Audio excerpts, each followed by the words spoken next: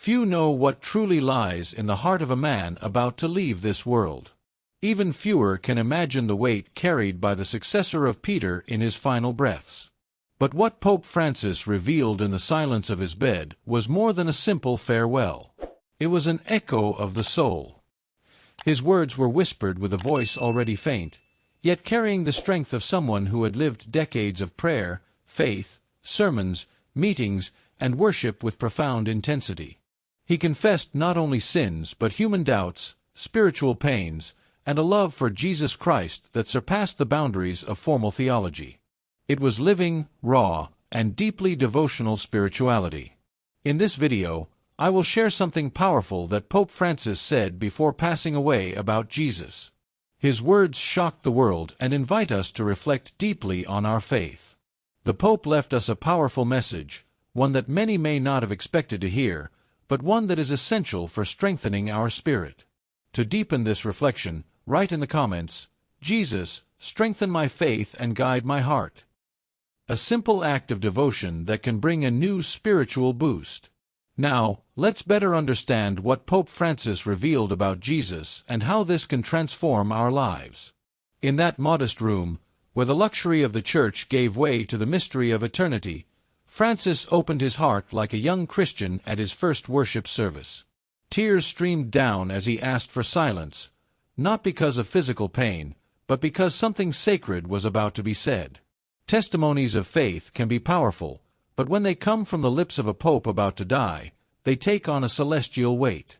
He didn't mention doctrines. He spoke of a Christ who loved until the end, who made his presence known in the cold mornings of prayer and in the quiet smiles of the poor. It was faith lived, not just taught. It was the gospel of compassion. And you know what was most striking? He didn't speak with fear. He spoke with a serenity that only those who have deeply immersed themselves in Christianity can attain. Like someone who has spent nights in worship, feeding on the Bible not with the eyes, but with the heart. Francis revealed that religion without real love is just noise. And in that moment, he was no longer just the Pope of the Church, but a man before God, like any one of us. His last wish: that people rediscover the true Jesus. Not the Jesus of gilded pictures, but the one who sits beside us in our solitude. And it was in this atmosphere of revelation that he uttered a phrase no one expected to hear. When Pope Francis said, "Jesus was not like many think. He was more, much more," the air seemed to grow heavy. A statement like that is not made lightly, especially coming from someone who had spent his life immersed in prayer, biblical studies, and at the helm of the largest Christian institution.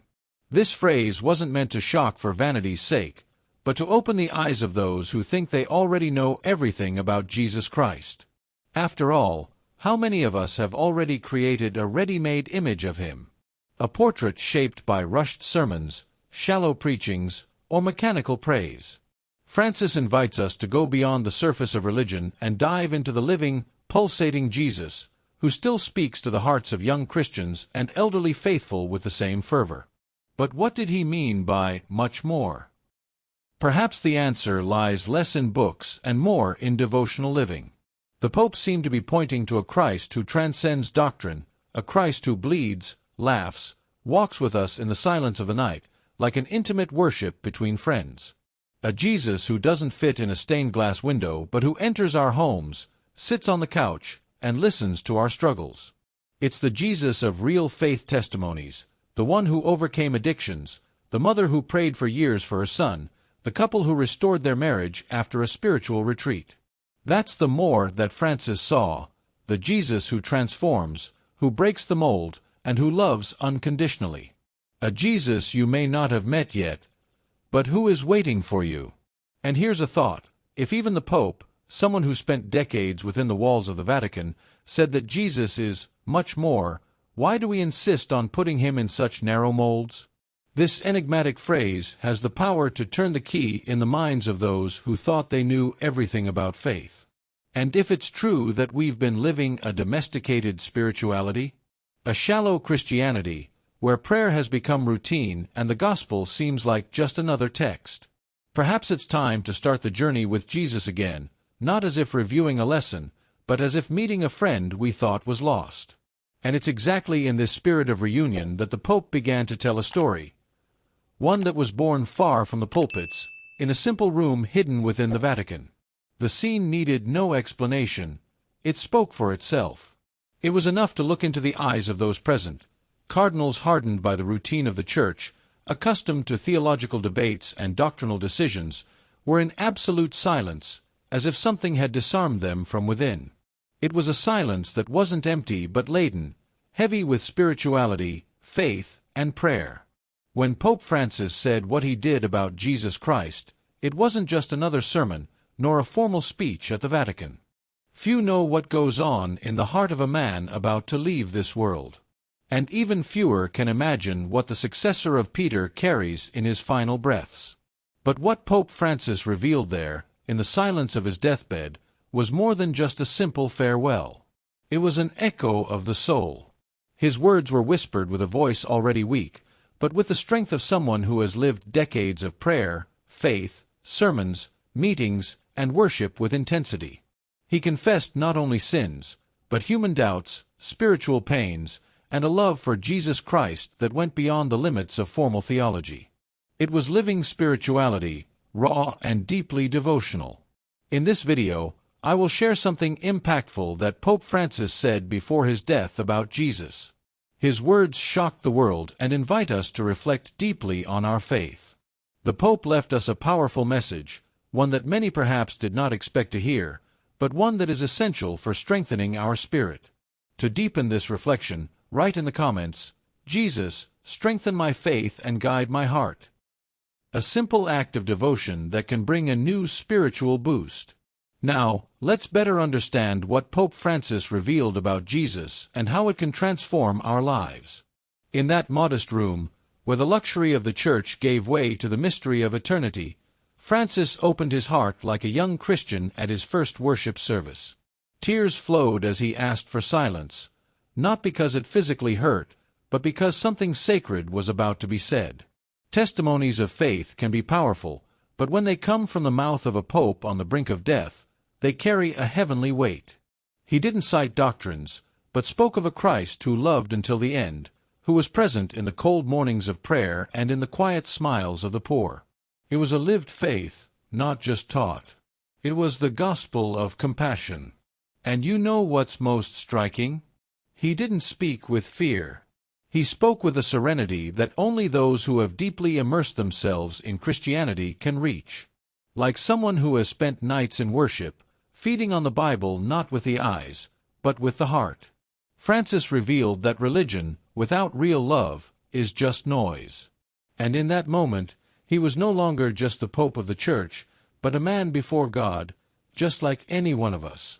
His last wish, that people rediscover the true Jesus. Not the Jesus of golden frames, but the one who sits beside us in our loneliness. And it was in this atmosphere of revelation that he uttered a phrase no one expected to hear. When Pope Francis said, "Jesus no fue como muchos piensan. Fue más, muchísimo más," the air seemed to weigh. Such a statement is not made lightly, especially coming from someone who spent his life immersed in prayer, Bible studies, and leading the largest institution of Christianity. This phrase wasn't meant to shock out of vanity, but to open the eyes of those who think they already know everything about Jesus Christ. After all, how many of us have already created a ready-made image of him? A portrait shaped by rushed sermons, shallow preachings, or mechanical praise.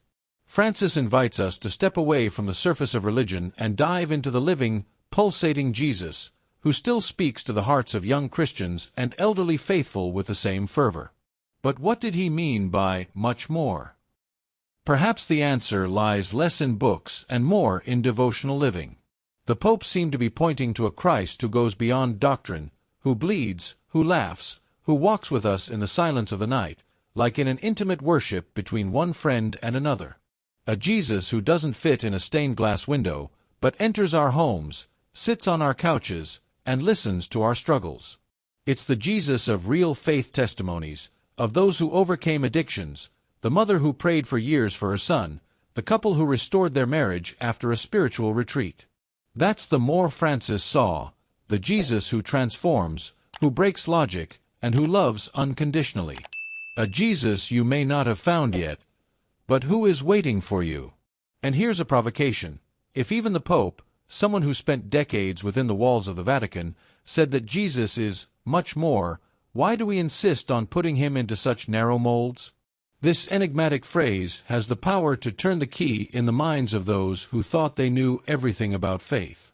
And if it's true that we've been living a domesticated spirituality, a shallow Christianity, where prayer has become routine and the gospel feels like just another text, perhaps it's time to start our journey with Jesus again, not like someone reviewing a lesson, but like someone who finds a friend they thought was lost.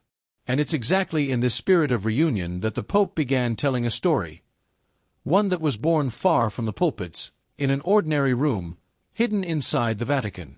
The scene didn't ask for explanations, it spoke for itself. One only had to observe the eyes of those present. Cardinals weathered by the routine of the Church, used to theological debates and doctrinal decisions, were in total silence, as if something had disarmed them from within. It was a type of silence that wasn't empty, but filled, heavy with spirituality, faith, and prayer. When Pope Francis said what he said about Jesus Christ, it wasn't just another sermon, nor a protocol speech at the Vatican. It was a testimony of faith, almost like a final praise, that pierced hearts and caused a holy wound. This couldn't fit into an ordinary Bible study. It was something devotional, profound. And this is how great spiritual moments happen, unexpectedly, like an arrow shot from eternity into the now. The impact of the Pope's words spread like an invisible perfume. There was no microphone to capture it, nor camera to reveal it. It was a matter of the Spirit. Many felt as if they had returned to their first love, the one the Bible speaks of in Revelation. A feeling that something essential had been touched. A truth about Jesus that had always been there, but no one dared name with such courage. Some young Christians present later reported that the moment made them understand faith in a different way, closer, more alive, more human. Because the Pope, without shouting, shouted. And he shouted within. Not with fiery words, but with the vibration of someone who truly worships the Christ who still weeps with those who suffer. There are moments in spiritual life when it's not the arguments that convince, but the weight of presence. That's why religion isn't just logic, it's also flesh, tears, and silence. When you experience something like this, you don't want to leave. You want to stay in prayer. Perhaps that's why, after the Pope's words, many simply remained there. They didn't speak, didn't leave, didn't mess with their phones. They did something few do today. They stayed quiet, with open hearts, as if hearing the echo of Jesus in the Garden of Gethsemane. And it was in this almost mystical atmosphere that the greater revelation began to unfold. It wasn't enough to just speak the words. Pope Francis, as is his custom, went further. In an unexpected gesture, he slowly rose, even with his weakened health, approached the nearest crucifix, and placed his hand on the wounded feet of Jesus. He closed his eyes and stayed there, in silent prayer. No protocol could have predicted that. No staging could have generated what that gesture caused. Silent tears streamed down the faces of priests, lay people, even journalists present. It was as if time had stopped, as if heaven itself was looking at that moment with reverence. The Pope didn't say a word, but his gesture screamed with the soul of all. It was an act of someone who understands that you don't speak of Jesus without touching him. You don't announce Christ without first worshiping him with your whole body. And in that humble, almost simple gesture, there was all the depth of the Catholic faith, the centrality of the cross, the mystery of redemptive pain, the silence of surrender. It seemed the Pope wanted to teach more with his hand than with his mouth. And he succeeded. There, each person was called to ask themselves, when was the last time I touched Jesus like this? When was the last time I knelt, not out of obligation, but out of real love? What makes a gesture powerful is not physical strength, but the spiritual authority it carries. And that touch on the feet of the crucified sealed a moment of grace. Many later said they couldn't get that image out of their minds. More than a beautiful memory, it was like an open wound in the heart, a good wound, one that called for conversion. Because that's what God's gestures do. They pull us out of the ordinary, wake us from indifference, and restore our hunger for heaven. And it was in this atmosphere of emotion that the next revelation began to take shape. After the moment of deep silence, the Pope returned to the microphone. But something in his voice was different. It wasn't just emotion, it was spiritual authority. Without preamble, he made a declaration that left everyone still. The enemy is acting with more force because many homes have stopped being domestic churches. There was a slight murmur among the present. It was as if each word carried the weight of eternity. He continued, stating that the devil no longer needs great portals to enter homes. He enters through the eyes, the ears, the small spiritual lapses that may seem insignificant, but open enormous gaps. The Pope was emphatic. Evil enters when television dominates more than prayer, when we argue more than we forgive, when we criticize more than we bless. These words were not just warnings, they were invitations to wake up. It was as if he were holding a torch in front of a sleepy crowd, shouting, "Wake up!" The spiritual world does not wait for our time. And there, many understood they were not just listening to a papal speech, but to a prophetic call. The cameras captured frightened, emotional, and moved faces. The truth is, everyone knew deep down that it was true. How many homes that once burned with fervor are now lukewarm? How many families that once knelt together now barely speak? The Pope's revelation came like a sword, not to wound, but to separate light from darkness, truth from lies, faith from indifference.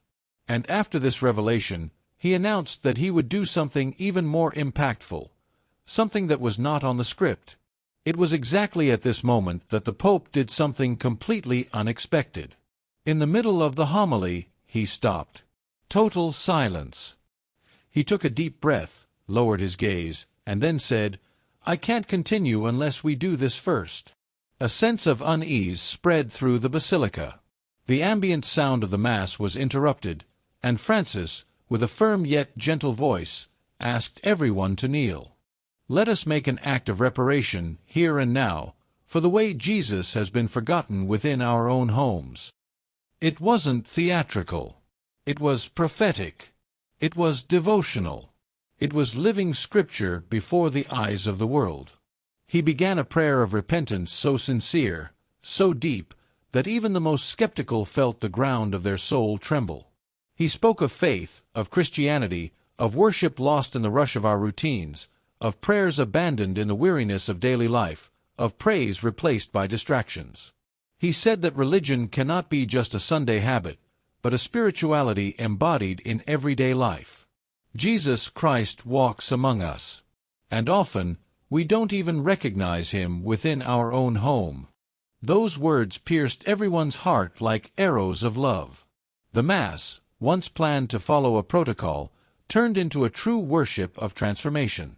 It was as if Francis was saying with his gaze, "This is what we need to do. Stop everything, look to the sky, and start over." Young Christians wept.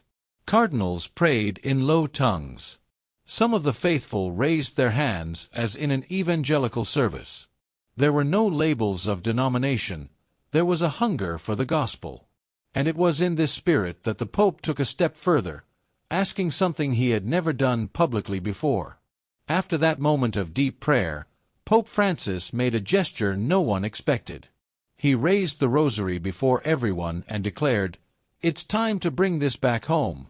And not to hang it on the car rearview mirror, but to use it in spiritual combat within your home. The silence was broken by a soft murmur of surprise. Yes, he was asking for families to return to praying the rosary, not as an outdated devotion, but as a living weapon against everything that distorts the face of Christ within homes. With eyes shining with compassion and firmness, Francis said, "If we want peace in the world, we need prayer in our homes. It begins in the bedroom, in the kitchen, in the living room where you sit with your family. The rosary is the chain that links heaven and earth." He shared that, throughout his life, He had often found comfort and spiritual clarity by praying the mysteries of Christ's life alongside Our Lady. He reminded them, it's not superstition. It's contemplation.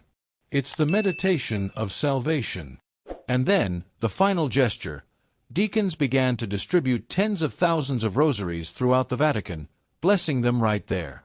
People took them with trembling hands. Some held them as if they were their last hope.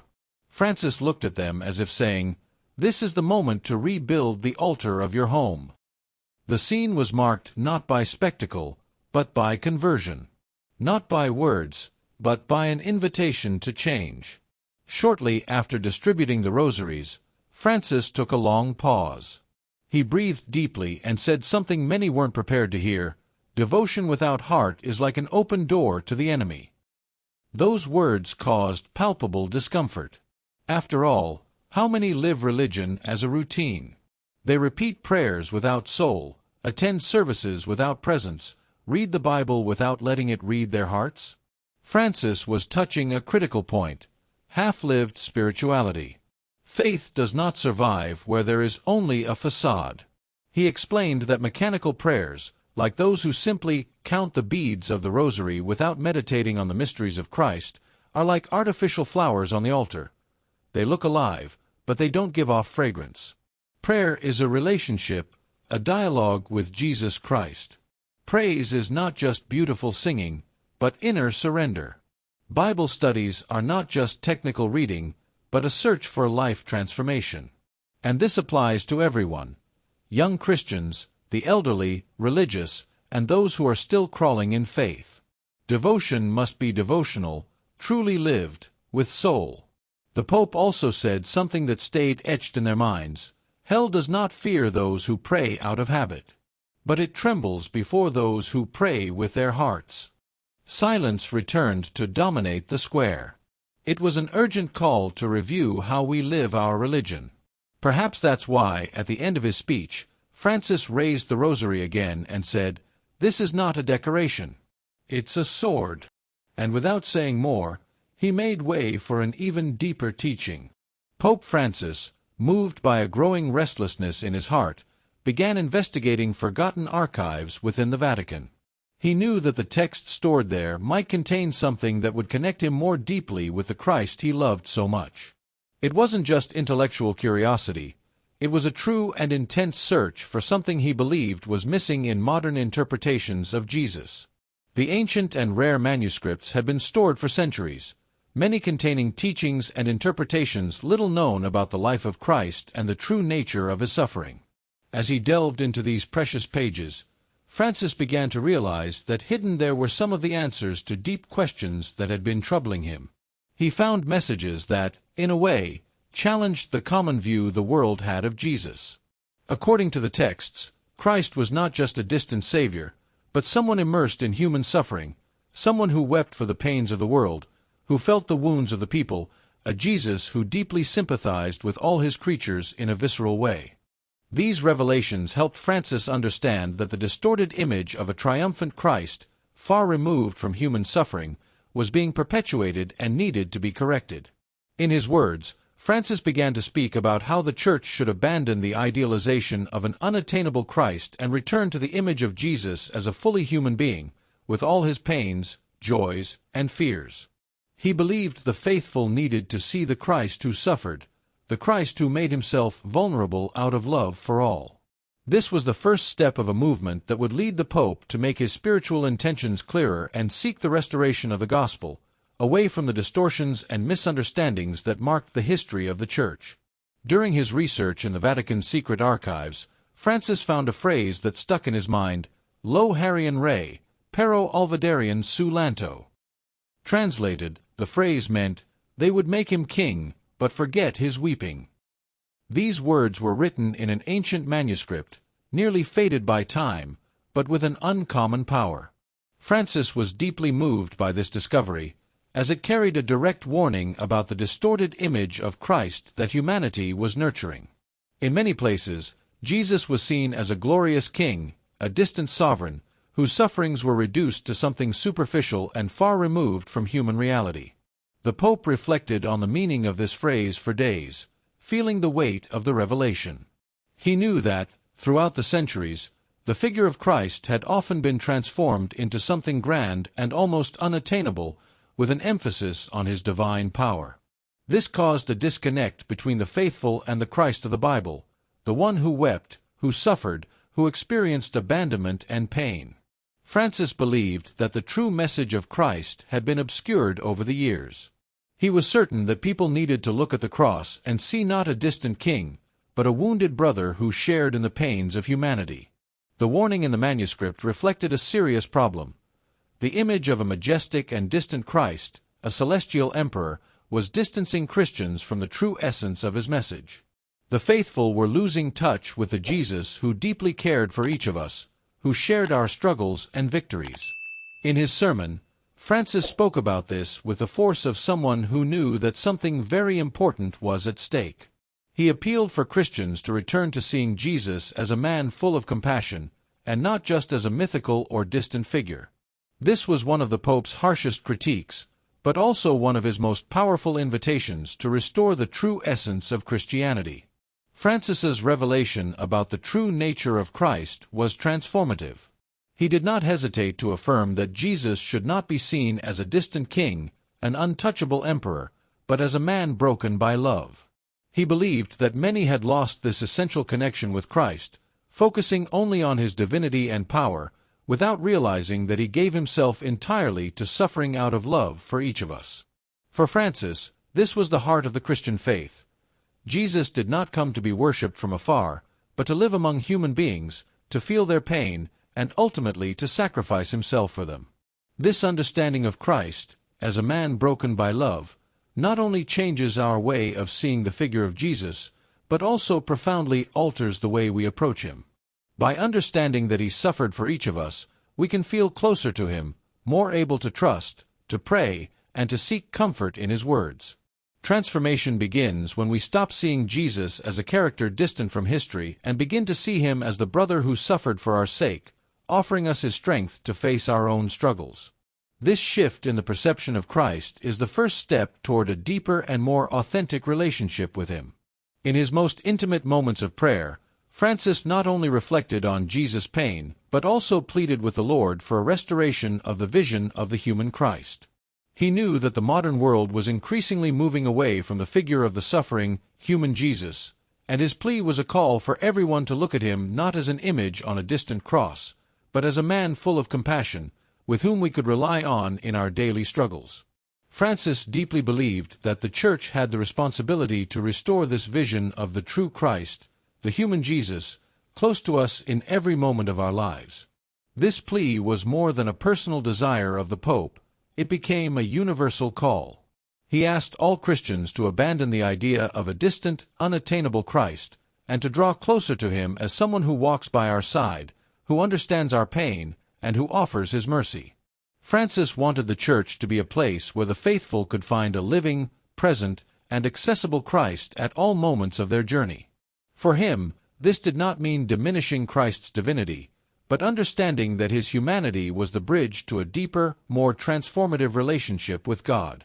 In a solitary prayer in the chapel of Santa Marta, Francis had a mystical experience that not only marked his life, but also intensified his mission to bring people closer to a more human and present Jesus. During this experience, the Pope found himself surrounded by divine light, while simultaneously immersed in the deep silence of a supernatural presence. This moment of deep prayer wasn't just a spiritual vision, but an experience so real that Francis felt the proximity of Christ in a way that words could not express. He described this instant as one of the most intense of his life, where the pain and love of Jesus intertwined in a way he had never experienced before. This vision was not just an isolated moment of mystical contemplation, but a true spiritual revelation that shaped the rest of his leadership. Francis saw, with his own spiritual eyes, how the light of Christ not only illuminated his life, but also filled the world with the promise of healing and redemption. He believed that this experience was not something reserved only for him, but an invitation for all Christians. Francis saw in his mystical experience an opportunity for everyone to come closer to Jesus in a personal and transformative way. He insisted that the path to understanding the true nature of Christ was through this direct experience with his living presence.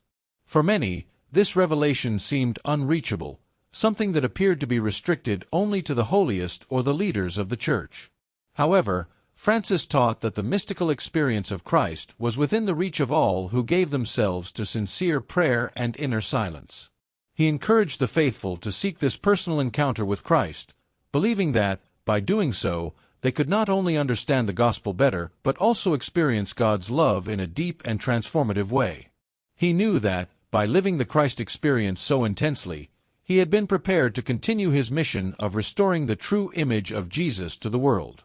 During his mystical experience, Francis heard a phrase that deeply resonated in his heart and would become a key to his deeper understanding of Christ's ministry. Jesus told him, "I did not come to be understood, I came to be accompanied." This simple but profound phrase revealed an essential aspect of who Jesus truly was and what his mission on earth was. Jesus did not seek to be understood merely, but desired to be accompanied, especially in pain, suffering, and on the cross. This revelation not only changed how Francis viewed Christ's mission but also impacted his own vision of the role of the Church in the world. Jesus' words had a transforming power. They put into perspective the idea that Christ did not come to be a distant and theoretical figure but to walk with us on our journey, suffering with us, sharing our fears, joys, and struggles. Francis saw this as a direct call for the Church to not just preach a gospel of intellectual understanding, but to stand by people in their daily walk of both suffering and joy. In the Pope's vision, Jesus wanted to be more than a distant figure on an altar or an image on a cross. He wanted to be the faithful companion who walks alongside us in our darkest moments and celebrates our victories with us. This invitation from Jesus, to be accompanied, is not just a spiritual lesson, but a practice for all Christians. Francis believed that, if we could understand this reality, our spirituality would be more true and complete. Faith is not about understanding everything about Christ or following religious rules, but being with him as he was with us, especially in our darkest hours. From this perspective, Francis encouraged all Christians, especially the young, to seek a more personal relationship with Jesus, seeing him not just as a distant teacher, but as a close and faithful friend who walks alongside us. Reflecting on his mystical experience and the revealing phrase of Jesus, Francis understood a profound aspect of his role as Pope. He was not just at the forefront of the Church as a leader, but as a representative of humanity before God, a reflection of Christ's wounded heart. Francis saw himself as someone who, in his weakness and humanity, was meant to represent all men and women before the Lord. He believed that his role was not that of a distant boss, but of someone who, with all his fragility, was there to intercede for each person, offering his own suffering as an act of unity with Christ's suffering. The Pope knew that true leadership in the Church didn't come from power or authority, but from service and sacrifice. Understanding that Jesus suffered not only physically but also spiritually, Francis felt compelled to take on this responsibility of intercession with humility. In his preaching and messages, he consistently emphasized that Christianity was not a path of personal glory or recognition, but a path of pain and giving. For Francis, this meant that he should live in a way that reflected Christ's heart, interceding for all and being an example of selfless service. This deep understanding of his role as a representative of humanity led Francis to see the Church in a more compassionate and welcoming way. Francis viewed the Church not as a distant institution, but as a community of brothers and sisters united by the suffering and joy of walking together. He believed that the true Church was found in those moments of sharing, prayer, and in the simple act of standing by each other in times of pain and difficulty. That is why he called all Christians, especially the young, to live a more inclusive spirituality and solidarity. This vision of Christ as a companion, and not as a distant emperor, changed everything about how the Church should behave in today's world. After his mystical experience and the revelations he had lived, Francis felt a deep need to share these discoveries with some of the most trusted and close figures within the Church. He knew that the understanding of these truths should not be restricted to him alone, but needed to be shared, especially with those who could act as spiritual guides and spread this new vision of Christ. Francis met in particular with two cardinals he trusted to discuss the ongoing suffering of Jesus, not only in the past but also in the present, in the current human suffering. This conversation was filled with emotion and deep spiritual weight. Francis explained that, just as Jesus had suffered for humanity on the cross, he still suffered with the pains of the world, especially with the injustices, conflicts, and tragedies that afflict human beings. For Francis, Christ's pain did not end with the resurrection but continued in the pain of the people around him. He shared with the cardinals that, even after so many centuries, Jesus is still present in every act of suffering, whether in the wounded body of a sick person, in the loneliness of an abandoned soul, or in the distress of a broken heart. He urged them to understand that human suffering was the continuation of Christ's suffering, who still intercedes for us before God. This intimate moment of sharing between Francis and the cardinals was, for him, a sign that the Church could no longer ignore the reality of human suffering. From this conversation, Francis intensified his mission to bring the Church closer to the realities of the world, conveying the message that, to be true, the Christian faith needed to be lived in the flesh, in the everyday, and in the hearts of people. He knew that Christ's suffering was still alive, and that the Church had a vital role in being the channel of consolation and help for the afflicted. Francis called upon his cardinals and the entire Church to remember Christ's original mission, to walk with the suffering and the marginalized, sharing their pains and offering them a glimpse of hope. Pope Francis's legacy, more than any structural or doctrinal reform, was a profound restoration of the personal and living relationship with Jesus Christ. He understood that, amid so many divisions, rituals, and formalities, Christianity needed to return to the essential, the intimate contact with Christ, the living and suffering Savior. For Francis, this meant something beyond the repetition of prayers or the celebration of services, but the true experience of a spirituality that touched the hearts of people, deeply connected with the daily realities and the anxieties of human life. Francis's true mission, therefore, was to invite us to see Jesus not only as a distant figure from history, but as a brother, companion, and intercessor who still suffers with the pains of the world. He challenged us to abandon the image of a distant and unchanging Christ and to see Jesus as someone who shares our life, who is involved in our suffering, and who calls us to walk by his side in the intimacy of our existence. Francis wanted to restore the experience of devotional prayer, not as something mechanical or distant, but as a daily and transformative encounter with Jesus, where every moment of prayer was a step closer to the heart of God. In this sense, Pope Francis was a great evangelizer of Christ's love, not the love that expects to be understood or adored in a grand way, but the love that suffers with humanity, that gives itself unreservedly, and that, even in its suffering, teaches us true compassion. He called all Christians to return to the true path of the gospel, a path of humility, surrender, and deep compassion.